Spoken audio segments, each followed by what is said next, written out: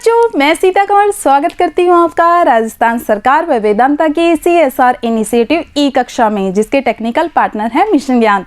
बच्चों, हमारा चैप्टर 9 भारतीय कृषि कंप्लीट हो गया है।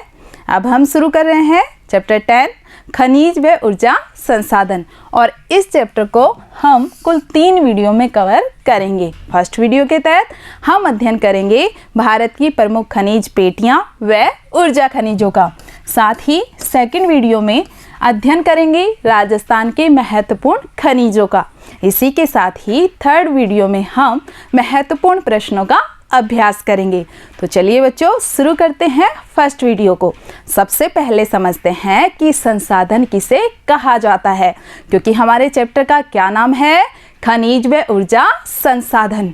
तो बच्चों, धरातल पर मौजूद वे सभी वस्तुएं जो मनुष्य की यानी हमारी आवश्यकताओं को पूरा करती हैं, उन्हें ही क्या कहा जाता है, संसाधन कहा जाता है। जैसे अभी मेरे हाथ में क्या है, मार्कर, तो ये भी क्या है, एक संसाधन है। क्यों है ये संसाधन? क्योंकि ये लिखने के लिए काम आ रहा है। इसी तरह से अभी आप मोबाइल पर ये वीडियो देख रहे हैं और अपने पाठ को समझ रहे हैं। तो इसी तरह से मोबाइल भी क्या हो गया, मोबाइल भी एक संसाधन है। तो हमने समझा संसाधन किसे कहते हैं। अब देखते हैं कि खनिज किसे कहते हैं, क्योंकि खनिज भी क्या है, एक संसाधन है। इसी तरह से हमने पढ़ा था जल संसाधन। तो खनिज की परिभाषा पूछ ली जाती है कि खनिज किसे कहते हैं। भूमि से खनन क्रिया द्वारा निकाले गए ऐसे पदार्थ जिनके निश्चित रासायनिक व भौतिक गुण हो, साथ ही जो मनुष्य के लिए उपयोगी हों, उन्हें क्या कहा जाता है, उन्हें खनिज कहा जाता है। एक बात समझते हैं, ये देखिए, ये है हमारा पृथ्वी, ठीक है। अब भूगर्भ में खानों के अंदर कुछ पदार्थ पाए जाते हैं, उन्हें क्या कहा जाता है, उन्हें खनिज कहा जाता है, क्योंकि इनकी एक निश्चित रासायनिक और भौतिक संरचना होती है और इन खनिजों को खनन की प्रक्रिया के द्वारा बाहर निकाला जाता है और ये खनिज मनुष्य के लिए उपयोगी होते हैं। आई बात समझ में? अब आगे बढ़ते हैं।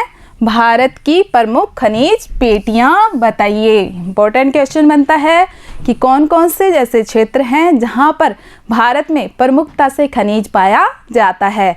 तो 5 पेटियां हैं जहां पे 90% से भी अधिक खनिज पाया जाता है।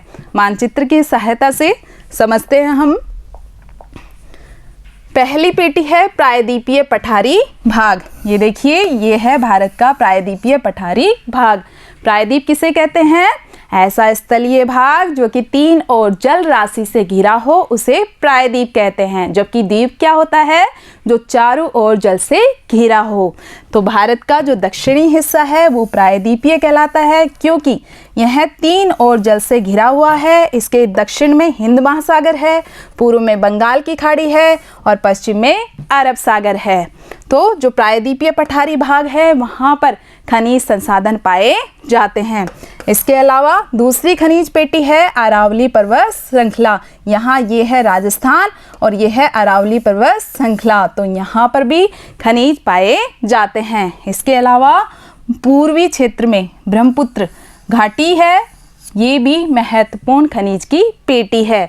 हिमालय क्षेत्र, इसके अलावा दक्षिण के तटीय प्रदेश, चाहे वो पूर्वी तट हो या पश्चिमी तट, ये सभी महत्वपूर्ण खनिज पेटियां हैं। एक बार और रिवाइज करते हैं।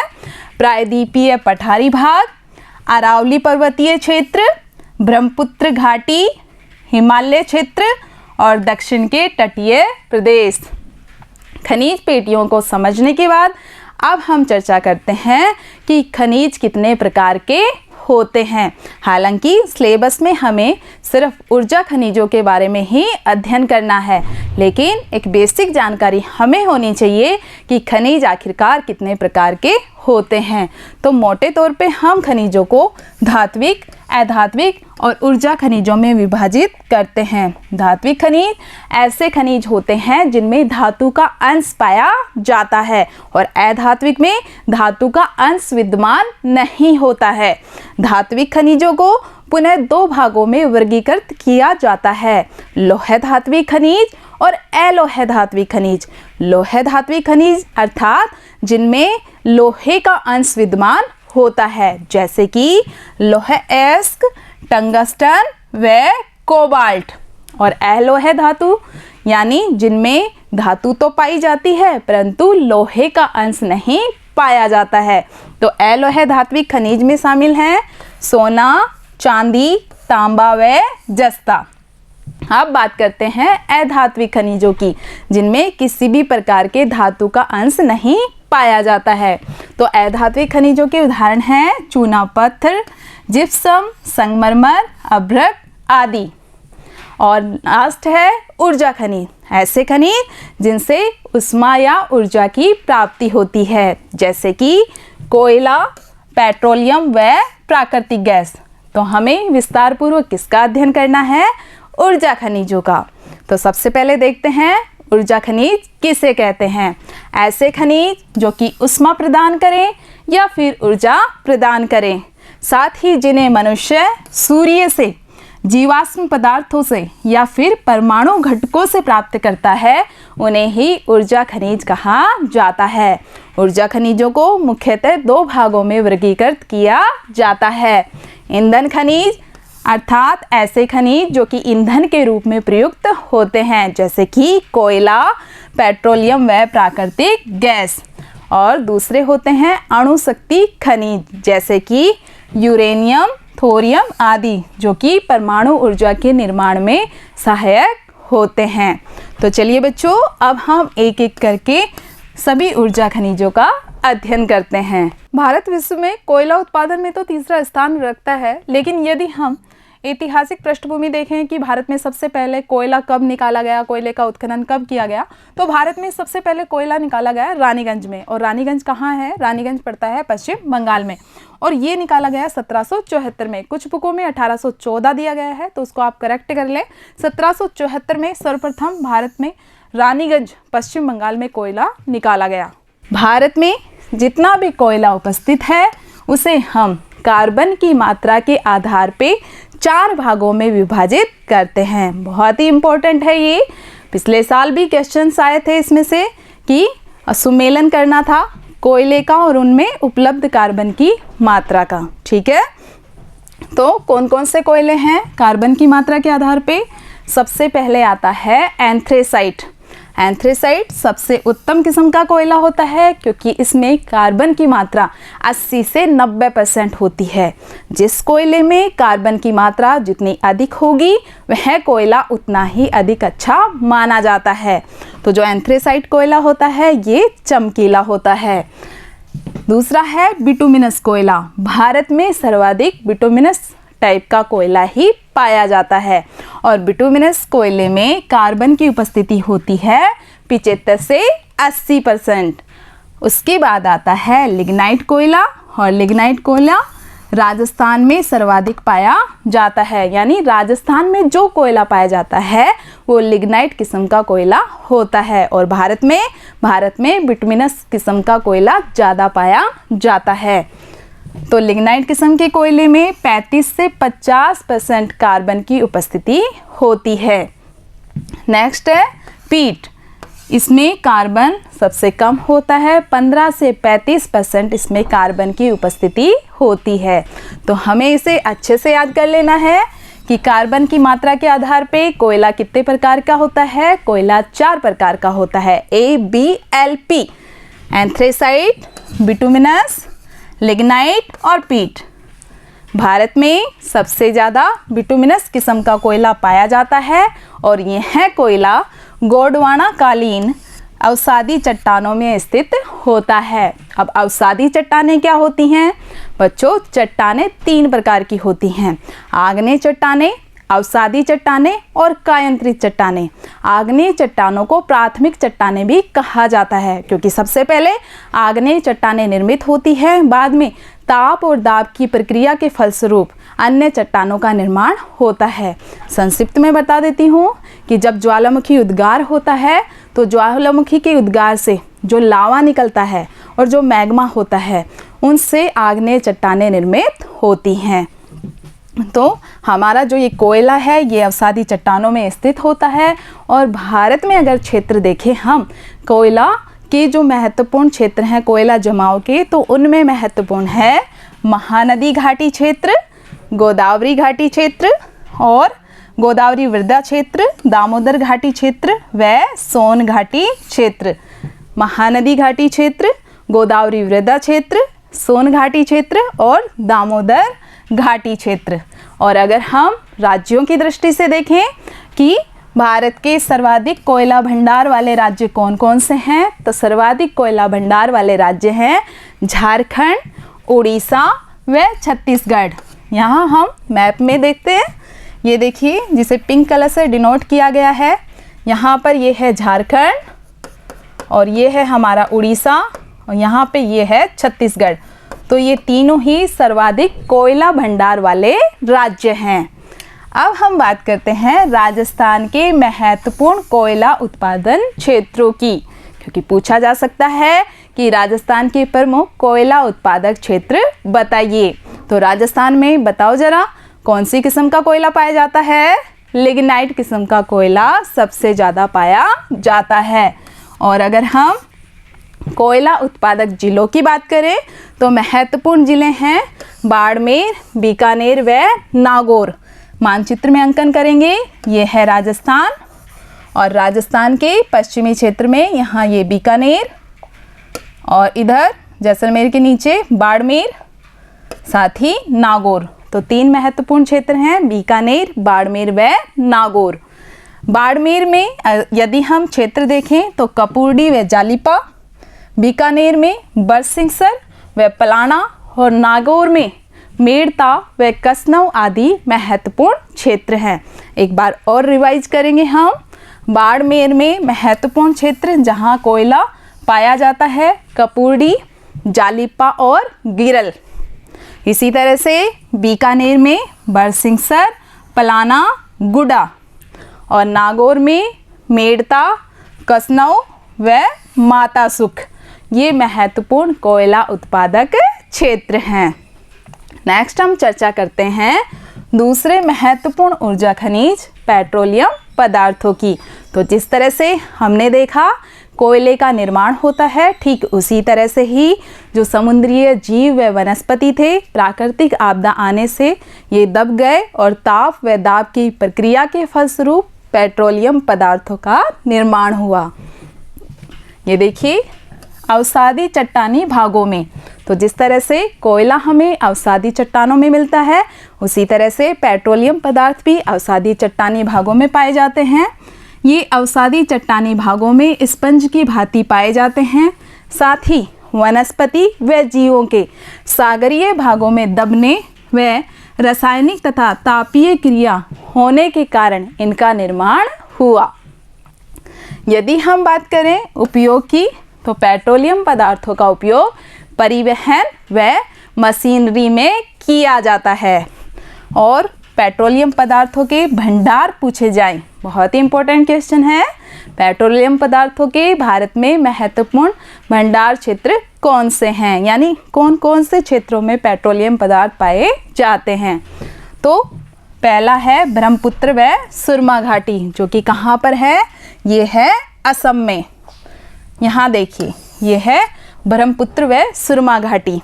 इसके अलावा सुंदरवन का डेल्टा, जो कि कहाँ है? पश्चिम बंगाल में। यहाँ पे ये है पश्चिम बंगाल। इसी के साथ ही राजस्थान का क्षेत्र, सौराष्ट्र का क्षेत्र, गोदावरी व कावेरी डेल्टा क्षेत्र, अरब सागर में बॉम्बे हाई। यहाँ देखिए अरब सागर में बॉम्बे हाई, बिल्कुल महाराष्ट्र के नज़दीक। तो ये महत्वपूर्ण पेट्रोलियम पदार्थों के भंडार क्षेत्र हैं। कौन कौन से हैं? ब्रह्मपुत्र व सुरमा घाटी असम, इसके अलावा सुंदरवन का डेल्टा कहाँ पर? पश्चिम बंगाल में।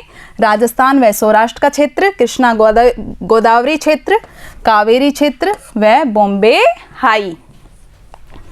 नेक्स्ट है, यदि हम कुल उत्पादन का 90% देखें, यानी देश में सबसे ज़्यादा जो पेट्रोलियम पदार्थ हैं उनके उत्पादन की बात करें, तो देश के कुल उत्पादन का 90% महाराष्ट्र, असम, गुजरात व राजस्थान में किया जाता है। कहाँ कहाँ किया जाता है? महाराष्ट्र, असम, गुजरात व राजस्थान। यहाँ पर देश के कुल उत्पादन का 90% उत्पादित किया जाता है। अब बात करते हैं राजस्थान की कि राजस्थान में पेट्रोलियम पदार्थों के भंडार किन क्षेत्रों में पाए जाते हैं। तो राजस्थान में महत्वपूर्ण ज़िले हैं बीकानेर, बाड़मेर, जैसलमेर व गंगानगर। ये हमारा राजस्थान का मानचित्र। और यहाँ जो पश्चिमी ज़िले हैं बीकानेर, बाड़मेर, जैसलमेर व गंगानगर, ये जो 4 महत्वपूर्ण ज़िले हैं यहाँ पेट्रोलियम पदार्थ पाए जाते हैं। इनके 12 ब्लॉकों में पेट्रोलियम पदार्थों के भंडार मिले हैं, जिनमें से महत्वपूर्ण ब्लॉक हैं Jaisalmer block, Sanchore Gudamalani block, Bikaner Nagaur block आदि मुख्य हैं। और गुड़ामालानी व सांचौर के ब्लॉक में तो केरन इंडिया उत्पादन का कार्य भी कर रही है, यानी पश्चिमी राजस्थान में पेट्रोलियम उत्पादन का कार्य केरन इंडिया के द्वारा किया जा रहा है। तो हमने क्या देखा बच्चों कि देश में सबसे ज़्यादा उत्पादन होता है वो किन राज्यों में होता है? महाराष्ट्र, असम, गुजरात व राजस्थान। और जब राजस्थान की बात करते हैं तो राजस्थान में गंगानगर, बीकानेर, बाड़मेर, जैसलमेर के लगभग 12 ब्लॉकों में हमें पेट्रोलियम पदार्थों के भंडार मिलते हैं।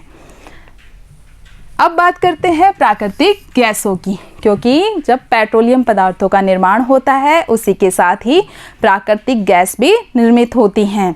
और प्राकृतिक गैस का उपयोग किया जाता है विद्युत के उत्पादन में, उर्वरकों के निर्माण में और रसोई गैस में। ठीक है, तो अगर हम बात करें कि प्राकृतिक गैस का उपयोग कहाँ कहाँ होता है, तो कहाँ होता है? विद्युत निर्माण में, उर्वरकों के निर्माण में, इसके अलावा रसोई गैस के कार्यों में। और जब बात की जाए भंडारों की कि प्राकृतिक गैस के भंडार किन किन राज्यों में पाए जाते हैं, तो प्राकृतिक गैस के भंडार तमिलनाडु, हिमाचल प्रदेश, पंजाब, राजस्थान, पश्चिम बंगाल, त्रिपुरा आदि राज्यों में पाए जाते हैं, जिनके प्रबंधन का कार्य किया जाता है भारतीय गैस प्राधिकरण के द्वारा। तो कोई भी 3 राज्य हमें याद रखने हैं, कौन कौन से? तमिलनाडु है, हिमाचल प्रदेश है, पंजाब है व राजस्थान है, जहां पर प्राकृतिक गैस के भंडार पाए जाते हैं। नेक्स्ट हमारा है ऊर्जा खनिज, परमाणु ऊर्जा खनिज, अर्थात कुछ महत्वपूर्ण खनिज हैं जिनसे परमाणु ऊर्जा का निर्माण होता है। परमाणु ऊर्जा के रूप में यूरेनियम, थोरियम, बेरिलियम, जिरकन नामक खनिजों का उपयोग किया जाता है। तो हमें याद करना है कौन कौन से हैं खनिज? यूरेनियम, थोरियम, बेरिलियम व जिरकन। ये कुछ महत्वपूर्ण खनिज हैं जिनको परमाणु ऊर्जा के रूप में उपयोग किया जाता है। यूरेनियम प्रकृति में स्वतंत्र रूप में पाया जाता है, जबकि थोरियम किसी दूसरे अन्य खनिज संरचना में मिला होता है। बात करें इनके भंडारों की, तो यूरेनियम पाया जाता है झारखंड के सिंह भूमि में। यहाँ पे ये है हमारा झारखंड, और झारखंड के सिंह भूमि में हमें क्या मिलता है? यूरेनियम प्राप्त होता है। इसके अलावा थोरियम हमें केरल तट पर मोनोजाइट बालू में, साथ ही बिहार में प्राप्त होता है। तो इम्पोर्टेंट है, थोरियम कहाँ प्राप्त होता है? केरल में मोनोजाइट बालू में, साथ ही बिहार के क्षेत्र में। बेरिलियम राजस्थान, बिहार व आंध्र प्रदेश में प्राप्त होता है। ये है बिहार, ये है राजस्थान और ये है आंध्र प्रदेश। यहाँ क्या प्राप्त होता है? यहाँ से बेरिलियम प्राप्त होता है। 1948 में परमाणु ऊर्जा आयोग का गठन किया गया। परमाणु ऊर्जा आयोग कब गठित किया गया? 1948 में। और परमाणु ऊर्जा आयोग का महत्वपूर्ण कार्य क्या है? क्यों पढ़ रहे हैं हम उसे यहाँ पे? क्योंकि परमाणु ऊर्जा आयोग के तत्वाधान में ही देश में 17 परमाणु रिएक्टरों की स्थापना की गई है। और क्या कार्य करते हैं परमाणु रिएक्टर? परमाणु रिएक्टर विद्युत निर्माण का कार्य करते हैं। इन 17 परमाणु रिएक्टरों के द्वारा लगभग 4800 मेगावाट विद्युत का उत्पादन किया जाता है। डॉक्टर होमी जहांगीर भाभा इसके प्रथम अध्यक्ष थे। तो परमाणु ऊर्जा आयोग कब गठित हुआ? परमाणु ऊर्जा आयोग 1948 में गठित हुआ। जिसके तत्वाधान में देश में परमाणु रिएक्टरों की स्थापना की गई और जहां पर विद्युत निर्माण का कार्य हो रहा है। तो बच्चों, आज के वीडियो में इतना ही। हमने महत्वपूर्ण ऊर्जा खनिजों की जानकारी प्राप्त की। आपको इसके नोट्स बनाने हैं। मिलते हैं इसके सेकंड पार्ट के साथ। धन्यवाद।